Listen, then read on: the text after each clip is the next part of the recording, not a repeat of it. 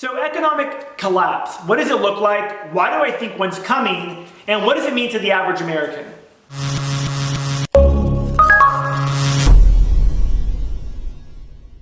Hey everybody, what's going on? Fabian for Liberty, FabianForLiberty.com. You know, I get about a dozen questions a week on economic collapse. When's it going to happen? Like new subscribers or new people that email me that are like panicking, that just kind of like awoke. It's interesting because it reminds me of myself when I awoke to this, and you know, you can see it in just the tone of the email, if you will, right? They've just kind of found out their country's bankrupt and they don't have a plan and they want to get one going. So I'm glad that, you know, at least my videos have helped in any way that it can.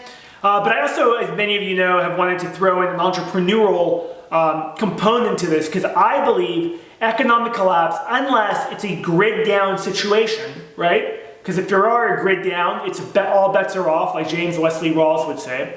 But if the grid is up and we have another Great Depression, quite frankly, it's an opportunity, I believe, for educated investors. So get your food storage in line, get all your stuff ready, but I believe continue to look for ways where you could add value, where you could learn specialized knowledge, because those people that do that will be the ones that get ahead. The bottom line is this, is that there's going to be two people that run the world, and those two people are going to be the global elite, and they're going to be entrepreneurs. And, everybody else, anyone in that job paradigm, they're going to get stuck, and it's going to suck for them, right? So specialized knowledge, learning some new skills, ideally in the world of investing in some way if you can, I think is where you set yourself apart. But even things like farming and stuff like that work. But anyways, how do I know economic? So that's what I think economic collapse will look for and look like. And like I said, I think it will go down in a super inflationary, end of the road. So we're going to have massive inflation coming, and then there'll be some kind of crack up boom like Von Mises spoke about. And quite frankly, I think that when that all goes down, most people are going to get hurt pretty bad. They're going to be caught off guard. They're not going to know what was even, they're not even going to expect it. And those are the ones that will get hurt. How do I know this is going to happen?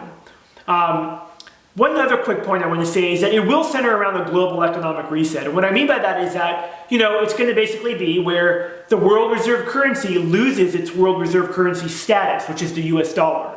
And it'll likely be replaced by a basket of currencies that may still include the US dollar, but more likely a couple of other currencies as well, or the US dollar could be completely erased, and you could have the Chinese currency emerge, and have countries like Russia say, well, we're only going to trade in that currency now, and oh, by the way, if you want to buy our oil, you have to use a new currency. All it would take would be new alliances being formed, and I've spoken about new alliances for some time now, and they're being formed right before our very eyes. But here's the deal. Why do I think this is going to go down? Well, I think it's going to go down because anybody with half a brain, anyone semi-clueless, can track this in history, and I've spoken about this at length, right?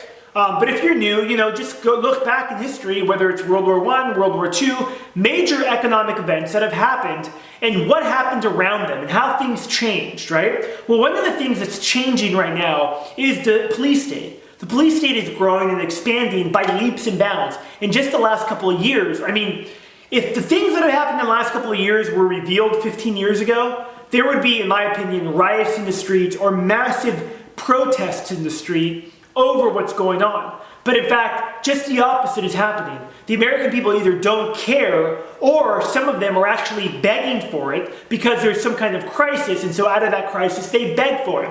Case in point, Sandy Hook. There's a crisis, they beg for disarming and getting rid of our Second Amendment rights. This is what a lot of people are doing, in fact. But here, just today, on Drudge Report and on a couple other websites, Drudge Report, the upper left right-hand column, here are the titles. NSA admits that it's spying on all its friends.